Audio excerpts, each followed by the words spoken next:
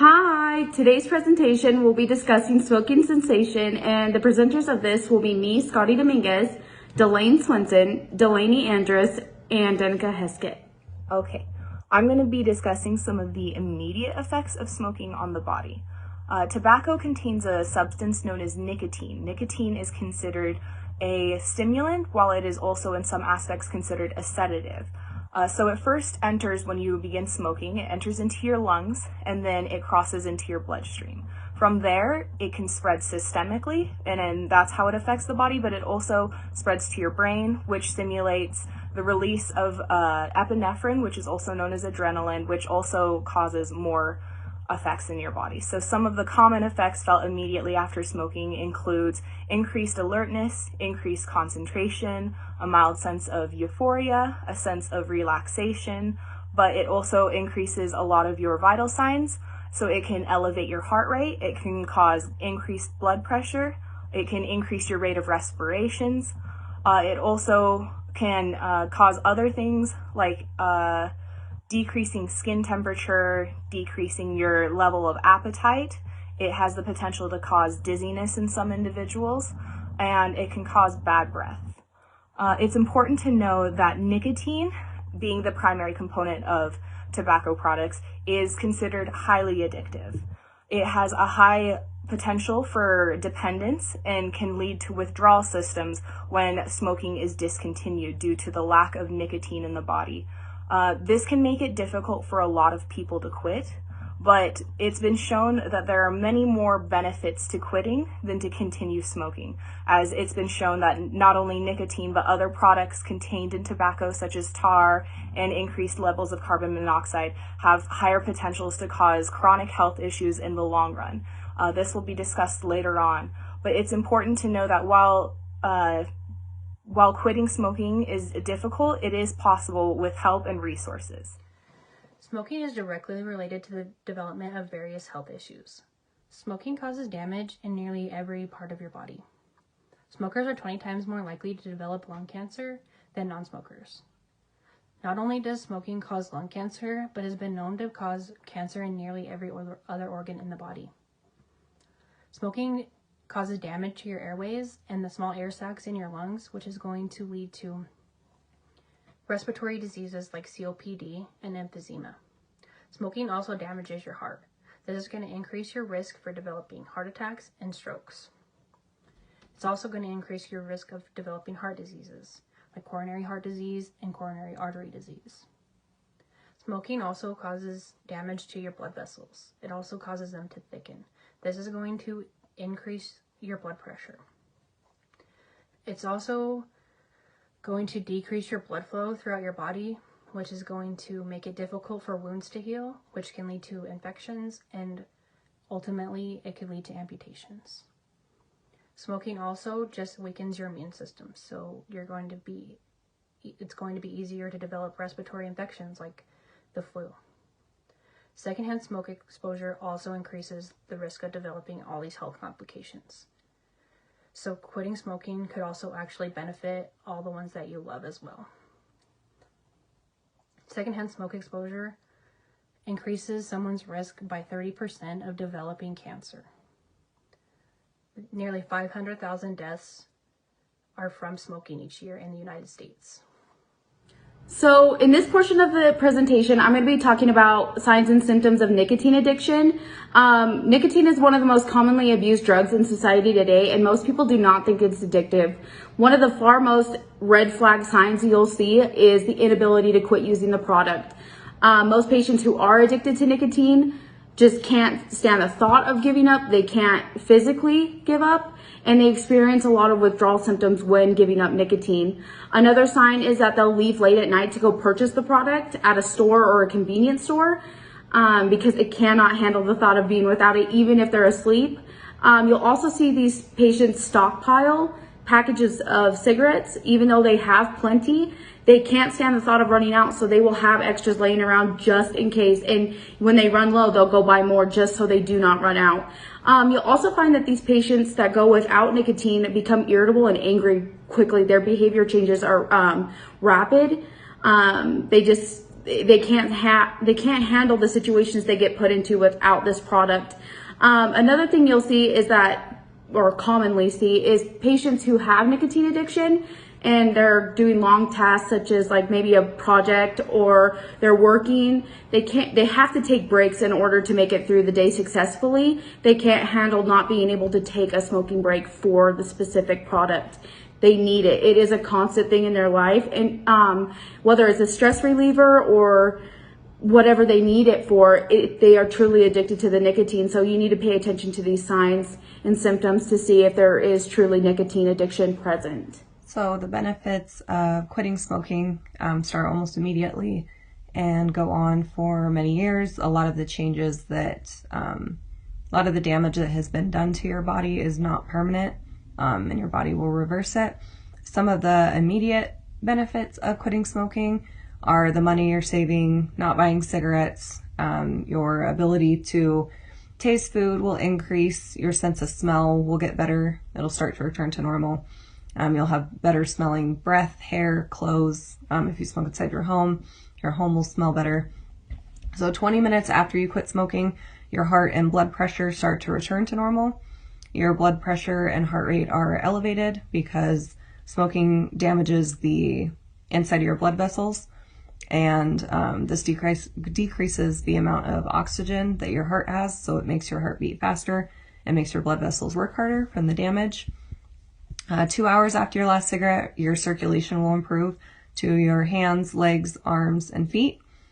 The veins in these areas supply oxygen to your limbs, so you may notice that your hands or your feet feel warmer. 12 hours after quitting, the level of carbon dioxide in your blood returns to normal. And carbon dioxide actually robs your heart of having enough oxygen because carbon dioxide replaces oxygen in your blood cells. So that'll just result in more oxygen for your heart and your other organs. 24 hours later, your risk of heart attack decreases significantly. And again, you're at risk of having a heart attack because smoking damages the inside of your blood vessels. And then that puts you at risk for getting clots. And then the clots can cause a heart attack. And smokers have a 70% higher chance of having a heart attack than a non-smoker. And by day 3, there is no more nicotine in your body. It is all out of your body. 2 weeks later, your circulation and lung function is improving. 1 to 9 weeks after your last cigarette, both your smoker's cough and shortness of breath will start to decrease. You may notice you can do more physical activity than you're used to being able to do without feeling drained or breathless. And you have tiny hair-like structures in your lungs called cilia, and they start to regain their normal function, so then they can sweep stuff out of your lungs and just reduce your risk of infection. And 1 to 9 months after your last cigarette, your lungs continue to repair themselves, and you should notice that that smoker's cough and shortness of breath is happening even less often. 1 year after quitting smoking, your risk of coronary heart disease is only half as high as current smokers, and again, your risk of heart attack drops dramatically. And 2 to 5 years after quitting, your risk of mouth, throat, esophagus, and bladder cancer is reduced by half. And then for women, your risk of cervical cancer is also now decreased. And 5 years later, your risk of having a stroke is now the same as a non-smoker. And your risk of stroke is increased because, again, when you smoke, your blood vessels get damaged, and this makes it easier for clots to form. And then if one of those travels to your brain, you have a stroke. And 10 years later, your risk of dying from cancer is now half that of a current smoker. And 15 years after your last cigarette, your risk for heart disease is now the same as if you had never smoked. So a lot of these things can either be completely reversed or dramatically reduced, and then you reduce your risk of. So some of the myths and facts about smoking, or the things that you may tell yourself about smoking to rationalize doing it. One of them is that if you smoke light or low tar cigarettes, that you'll be safer.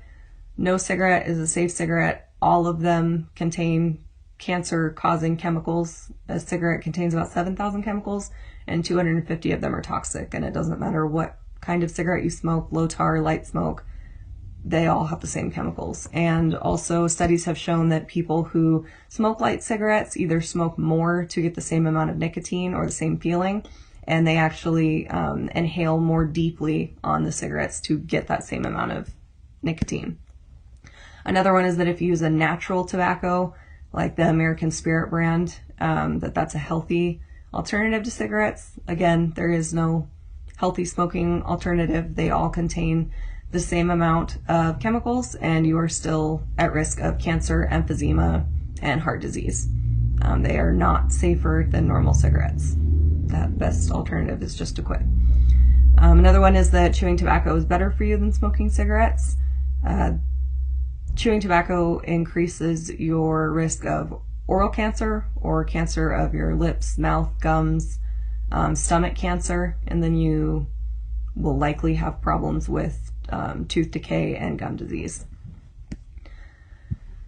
Another one is that filters make your cigarettes safer, and that's not true. The filters do not protect you. They're designed to make the smoke particles in the cigarette smaller, and that makes the nicotine easier to absorb and increases your addiction. Those are not there to protect you. They're designed to increase your addiction to cigarettes.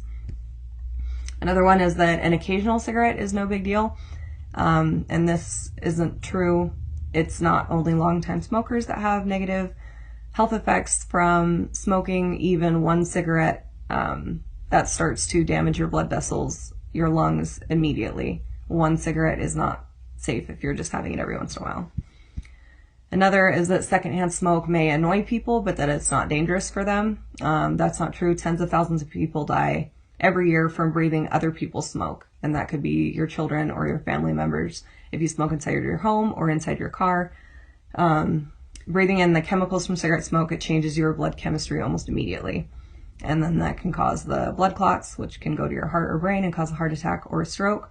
And if you smoke in your car and you roll your windows down, you're not protecting your passengers or your children. They're still breathing it in, and it is dangerous to breathe in any amount of smoke. In this portion of the presentation, I'm going to be discussing 10 methods that Mayo Clinic thought could help benefit you quit smoking. And I thought they were pretty beneficial to share with you also, so let's get started. The first one is nicotine replacement therapy, and that has to do with medications, and that'll be covered in a different portion of this video or presentation. Just know that there are medications out there that can help you alleviate the symptoms of withdrawal and the addicting portion, the craving portion of this journey.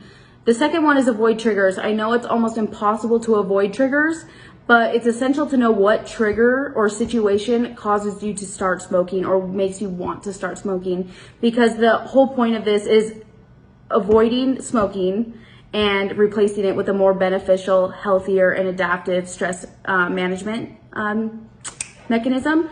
And one of those could be journaling, singing, visualization, chewing on gum, whatever works for you, you can implement instead of smoking. The third one is delay. What delay means is that you're going to tell yourself, okay, in 10 minutes I'll have a cigarette, but in all reality, in those 10 minutes, you find something to distract yourself, whether it's homework, chores, work, outside work, whatever it is that benefits you, find something to distract yourself, surpass that time, and push for do not smoke. This is a hard method to use, but it is beneficial as you continue on with your journey. The fourth one is chew on it. Chew on it is preoccupying your mouth with a crunchy, satisfying item that isn't smoking. So whenever you feel this urge, you can use things such as sugarless gum, celery, carrots, coconut, raw coconut that you just put in a pouch, hard candies, whatever it is, whenever you feel the urge, use it and put it in your mouth so then you can hopefully surpass that craving of smoking. So the fifth one is avoid telling yourself just one. One of the biggest issues that addicts face is saying, okay, I'm just going to have one. One leads to many more. So always be realistic with yourself and say one will lead to more. Say no. Just say no. It's difficult, but it is worth it in the end. The sixth one is exercise. What they mean is every time you feel an urge to smoke, try to do some exercise, whether it's at home squats, push-ups, or going out for a run, a walk, a jog. Implement exercise instead of the craving and giving in to smoking. Use exercise as a way to benefit your health and to quit smoking. The seventh one is relaxation, and what they mean is using relaxation techniques such as deep breathing, yoga, visualization, deep music therapy. I already said deep breathing, but all implementing those instead of giving into the craving of smoking. So if you can visualize yourself, maybe surpassing it, find something that comforts you, like the beach, the lake, whatever it is that comforts you, use that as a therapy instead of giving into smoking. The eighth thing that they said is call someone. Call a family member, call a friend. Just tell them, hey, I'm really feeling like smoking. I just want to talk to distract myself. So how's it going? This is a good way to not only communicate with friends and family, but also help surpass that urge. 9 is going online. There are a lot of blogs out there for smokers or smokers who are trying to quit. And the purpose of these blogs is just to tell your story and what helps you alleviate the symptoms. So this is something that you could look into. I know a lot of people that have reported to Mayo Clinic found it very useful. So go ahead online, just look up quitters, smoking quitters blogs and see what you find. The 10th one is remind yourself of the benefits. Remind yourself that this is constantly going to help your health. This is going to help your family stay away from secondhand smoke. You're just going to live a better life. You're going to feel better after this, and just know that it gets easier as time goes on. Just stick with it. That's all I have for you, so hope you enjoyed it. There are also medications available for those who are looking to quit smoking. They typically help in one of two ways. They will help to reduce symptoms related to nicotine withdrawals when someone quits smoking, or they can help to reduce cravings to prevent the individual from having the desire to continue smoking. The most common form of medication available for smoking cessation includes nicotine replacement therapy. Nicotine replacement therapy works by providing a continuous amount of nicotine available to the body and then gradually reducing the dosage until nicotine is no longer craved. This can help wean people off of smoking and has the best chance of success because it gets rid of all of the negative effects of going straight through nicotine withdrawal by quitting abruptly. It is also available in many different forms. It is available in skin patches. It can be taken as gum. It can be used as a lozenge, and it could also, there's nasal sprays that have nicotine in it. This can be received over the counter, and it is available to anyone 18 and older. There are other medications that are not consisting of nicotine that have been approved by the US FDA, so the United States Food and Drug Administration, that have been proven to help in smoking cessation, and this includes bupropion, which helps to reduce cravings, and varenicline, which helps to reduce cravings, but it also helps reduce the withdrawal symptoms. It is important to know that before taking any of these, you should consult with your doctor to make sure it's healthy for you, that you can discuss any of your questions, and that they can tell you which symptoms, adverse side effects that may be related to medications you should be reporting to your provider.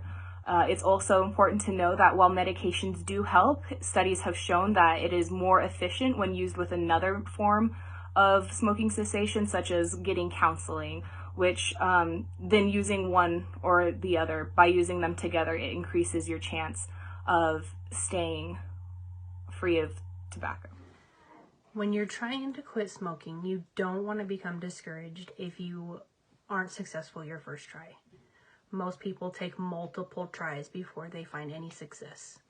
Most relapses happen within the first 3 months of quitting, and many slips are within the first week. The number one thing you can do is to change your environment. So this means getting rid of all of your cigarettes, getting rid of all the ashtrays, getting rid of them from your house and from your car or from anywhere that you may smoke. Also try and get rid of the smell. The smell is going to trigger you and make you want to smoke. Know what your triggers are. List them out. Have them written down so you can see them, so you know what the things that you need to avoid. You may be more tempted to smoke around other smokers or when you're drinking alcohol. So maybe you have to avoid the people that do smoke or encourage them to smoke with you and be a support system for each other. When you first quit, you may notice that you have a very negative mood or even become depressed. If these feelings do persist, you're going to want to seek help. Also, you need to focus on the benefits of stopping. So you've got to remember why you wanted to quit and all the health benefits of quitting. Remember that it's a process. You need to take it one day at a time and know your triggers and beat back your cravings and celebrate your accomplishments. Remember, there are resources out there for you, and you do not have to do this alone.